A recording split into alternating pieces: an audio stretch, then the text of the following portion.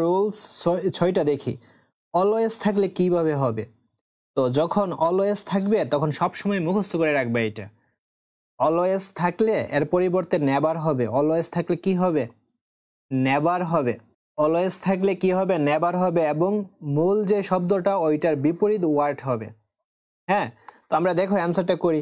He is always late. আমরা কি দিব? হি ইজ তো ঠিকই আছে, আমরা তো শিখছি। দেখো একটা জিনিস দেখো, তোমরা ফেস লাগাইতে পারো।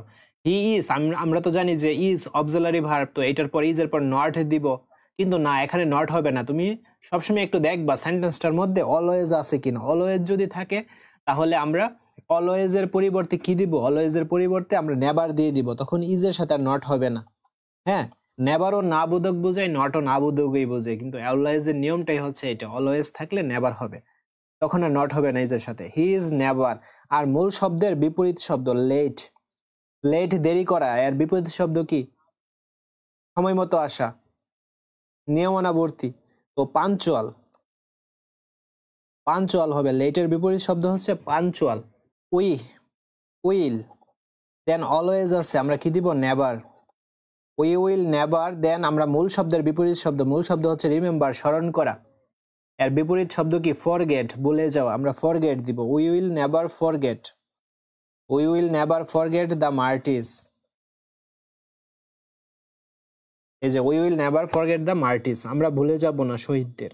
আচ্ছা, এরপর একটা করি, 7 নম্বর রুলসটা করি। দেখো, এই যে বুথ এবং ডট ডট এন্ড যুক্ত বাক্য যদি থাকে, বুথ এবং ডট ডট এন্ড যুক্ত বাক্য থাকলে আমরা বুথের পরিবর্তে নট অনলি দিব। বুথের পরিবর্তে কি?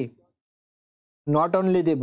এন্ড এর পরিবর্তে কি দিব? But also. বুথের পরিবর্তে নট অনলি, এন্ড এর পরিবর্তে বাট অলসো। তো আমরা দেখো করি অ্যান্সারটা। দে গিভ, যেভাবে আছে সেভাবে লিখলাম।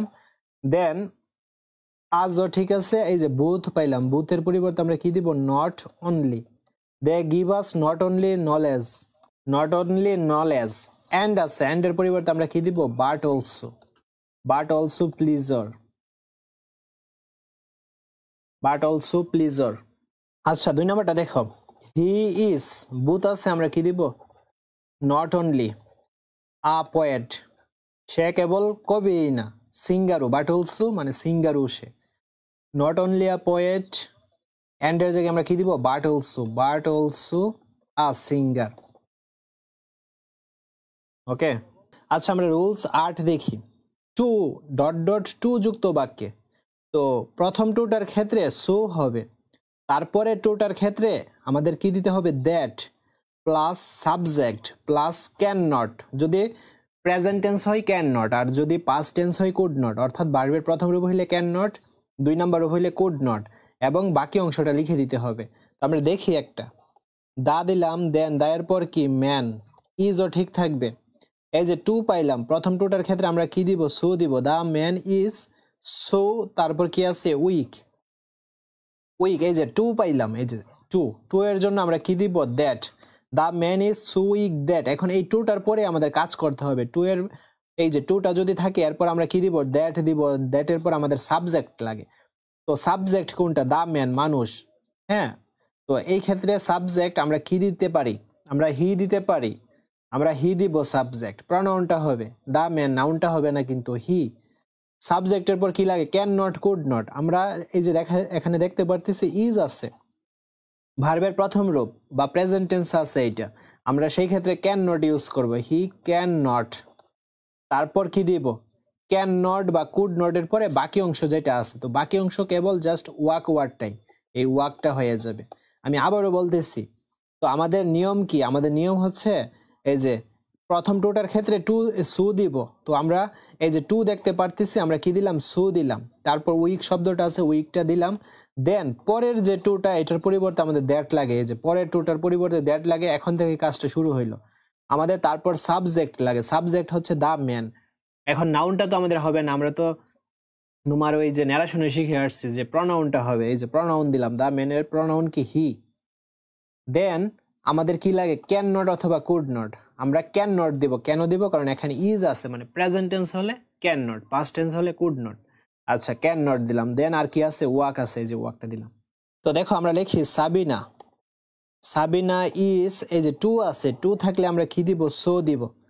দেন পুর আছে পুর লিখলাম দেন এই যে এই টুটা পর্যন্ত আমরা যাব টু থাকলে আমরা কি দিব দ্যাট দিব তো টু এর পর যে দ্যাট দিলাম দ্যাট এর পর আমাদের সাবজেক্ট হবে সাবজেক্ট কি সাবজেক্ট হচ্ছে সাবিনা এখন সাবিনা তো মেয়ে আমাদের তো শি দিতে হবে হি দিলে তো আবার ভুল হবে শি শি এর পর আমাদের লাগে ক্যান নট অথবা কুড নট আমরা কোনটা দিব ক্যান নট দেব কারণ এখানে ইজ আছে ভার্বের প্রথম রূপ আছে তো শি ক্যান নট তারপর যা আছে তা লিখে দিব বাই আ গিফট বাই আ এই যে বাই আ গিফট শেষ আচ্ছা আমরা রুলস 9 নাম্বারটা দেখি as soon as যুক্ত বাক্যে তো কি হবে দেখো as soon as থাকলে আমরা as soon as এর পরিবর্তে no sooner had দিব as soon as থাকলে কি হবে as soon as এর পরিবর্তে no sooner had এইভাবে কিন্তু মুখস্থ করতে হবে তোমাদের দেন ভার্বের B3 হবে অর্থাৎ পাস্ট পার্টিসিপল হবে মানে 3 নাম্বার রূপ হবে তারপর যে কমাটা থাকবে সেন্টেন্সের ওই কমাটার পরিবর্তে দেন হবে আমরা দেখলে ক্লিয়ার হয়ে যাবে এই যে প্রথমে as soon as আছে আমরা কি দিব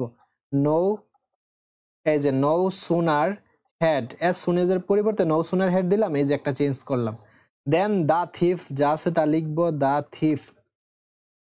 thief মানে চোর দেন আমাদের কি করতে হবে ভার্বের 3 নাম্বার ফর্ম করতে হবে তো সো এর 3 নাম্বার রূপ কি সিন সো এর 3 নাম্বার রূপ হচ্ছে সিন আচ্ছা সিন দা পুলিশ এই যে সিন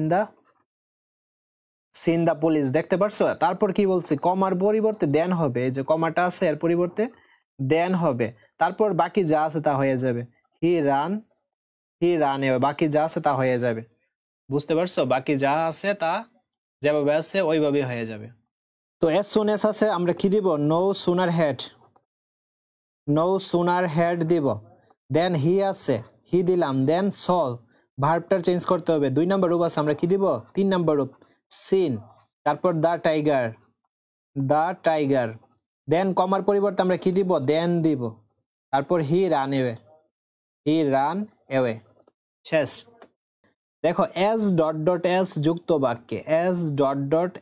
যুক্ত বাক্যে প্রথম এসটার ক্ষেত্রে নট লেস দিব দ্বিতীয় এসটার ক্ষেত্রে আমরা দেন দিব প্রথম এসটার ক্ষেত্রে কি দিব নট লেস দ্বিতীয় এসটার ক্ষেত্রে দেন দিব আমরা দেখি তো এই যে হি ইজ ঠিক আছে as আছে প্রথম এসটার ক্ষেত্রে আমরা কি দিব নট লেস দিব তারপর গুড আছে গুড দিলাম দ্বিতীয় যে এসটা ওইটার ক্ষেত্রে আমরা দেন দিয়ে দিব তারপর you is not less good than you আচ্ছা তারপরটা দেখো তারপরটা করে ফেলি হি ইজ as আছে as থাকলে আমরা কি দিব নট লেস প্রথম এসটার ক্ষেত্রে দেন ওয়াইজ তারপর দ্বিতীয় এসটার ক্ষেত্রে আমরা কি দিব দ্বিতীয় এসটার ক্ষেত্রে আমরা দেন দিব than you is not less wise than you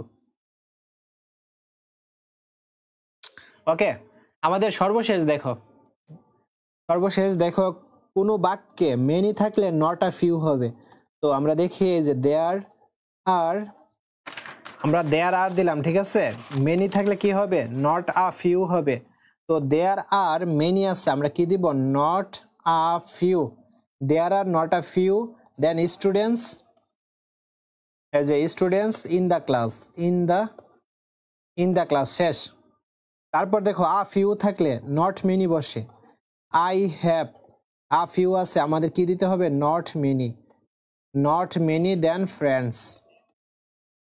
friends এগুলো মুখস্থ করতে হবে কিন্তু মেনি থাকলে নট আ ফিউ থাকলে নট মেনি বসবে তো আমাদের আজকের ক্লাসটা মূলত অ্যাফার্মেটিভ টু নেগেটিভ এতটুকুই পরবর্তী ক্লাসে আমরা অ্যাফার্মেটিভ টু ইন্টারোগেটিভ করব দেন এক্সক্লেমেটরি করব হ্যাঁ এগুলা করব ইম্পারেটিভ আছে অপটেটিভ আছে করব